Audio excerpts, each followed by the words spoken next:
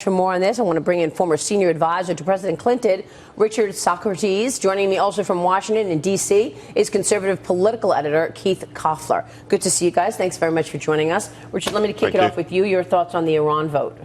Well, the Iran deal is going to happen. I mean, President Obama has got the votes he needs, even though he may be forced to veto a resolution of disapproval. And I think it'll be another big victory, another big legislative victory for President Obama, who, whatever you think of him, has proven himself to be pretty clever in the legislative front. I mean, he got health care through by a squeaker. This may go through by a squeaker. But I think the Iran deal, you know, the reason why it's going to go through is because it seems to be the best deal we can get among a whole host of bad alternatives. Keith, it's going to be hard to reverse this, given the fact that the president does, in fact, now have the necessary votes. It does. Well, he's not quite there, but he's very close. But let's think about this. I mean, this is a major deal with Iran. A lot of people think this should be a treaty, which would require 67 votes of approval. And here he is struggling to get 41 votes, which is what he'll need to avoid a filibuster. I mean, it's an incredible thing when you think about it, that such an important matter is going to be basically rejected by a majority of the Senate, even though technically it will pass and muster the votes for him to get his deal. Mm-hmm. Well, Dagen, Mcdowell, I mean, what are the complications in terms of moving forward?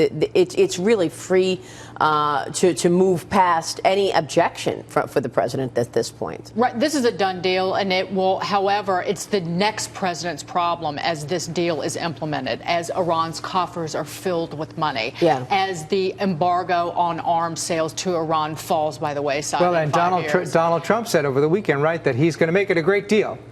That's what he said. Did you hear he said that? He's like, even this, he said he would make great. He said it was a bad deal, but when he was president, it would be great. Right. How's he going to do that? I don't know. Well, it's like everything about Donald Trump. You don't know exactly how it's going to happen, but it is going to happen because he is the Donald. Well, it's interesting that you bring up Donald Trump because, you know, the fact is, you know, you could joke about his delivery and the way he has communicated, but he's resonating. He is definitely resonating, and that's because he has such an authenticity about him, and that is what Hillary Clinton is struggling with, right? I mean, I think I've known Hillary Clinton for 20, 25 years. I mean, and I. So what's wrong with her? What is her problem?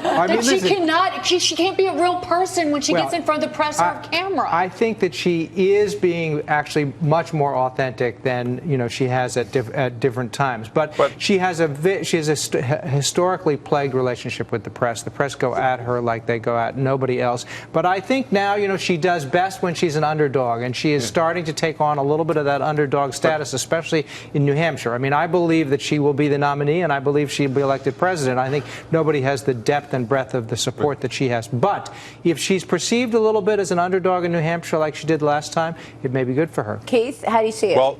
Well, think about this. This is the same problem she had last time in 2008. She wasn't being authentic enough. She wasn't having a good enough sense of humor. We weren't getting to know the real Hillary Clinton. Once again, same problems. I'm not so sure how far she's going, and this email trouble is a very serious thing. It's probably not likely, but if she actually gets indicted for something related to this, classified information on a server stored in Chappaqua, some shoe store in Chappaqua or somewhere like that, she's going to have some serious problems. So I don't think she's a lock. I mean, listen. There is no scenario in which she's indicted. There's no criminal inquiry, right? Everything she did was completely allowed. Everything she did was completely allowed. This. No. But how do you know what was allowed about storing classified information on a private server? What's allowed about that? There are potential laws that were broken. The FBI investigates something that's a criminal investigation. Listen, they are not investigating a server. They're investigating a person. But Richard, you just said the State Department server is not classified. What exactly do you mean by that? What I mean by that is that, I mean, there's a lot that is unknown about the handling of classified information. And we're all going to be educated during these congressional hearings. But the state.gov server, which she could have used either alternatively or in addition to, is not necessarily the server that people use for classified information.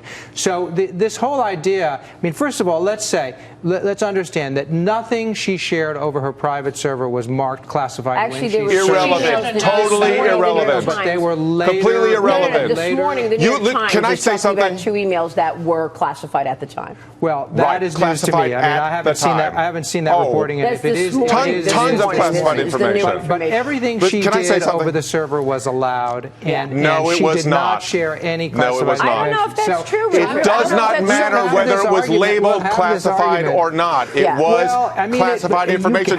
You cannot possibly get information. Let me speak for a second. You've spoken a lot. Let me speak a lot. You cannot get information. Can I say something? Speak. Go ahead, Keith. Okay, I'd like to speak.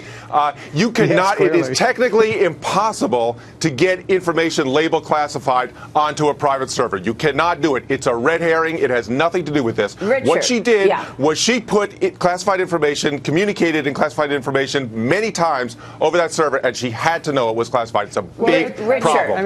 Richard, final word. Go ahead. I mean, that's just not the case. What she did was completely... That actually is the case. Well, I mean, how do you say that? How do you know that? I mean, what she did was completely allowed, and nothing she shared at the time was marked classified. Now, it may have been classified later, but how would you expect her to know? No, it was classified then. That at some point in the future it wasn't labeled. It wasn't labeled, but it was using classified. A personal server as Secretary of State? Is that what you're doing here? No. You're defending that? I mean, listen, I think she has said that if she could do it over again, she would have made a different choice, and that it was a mistake. Right. Exactly. And so now she's in this game. Now she's in this game of gotcha with the press about will she apologize, will she not apologize? But I think this week and in the coming months, you will see her address this very clearly. Richard Socrates and Keith Koffler, thanks very much for joining us. We'll be right back, everybody.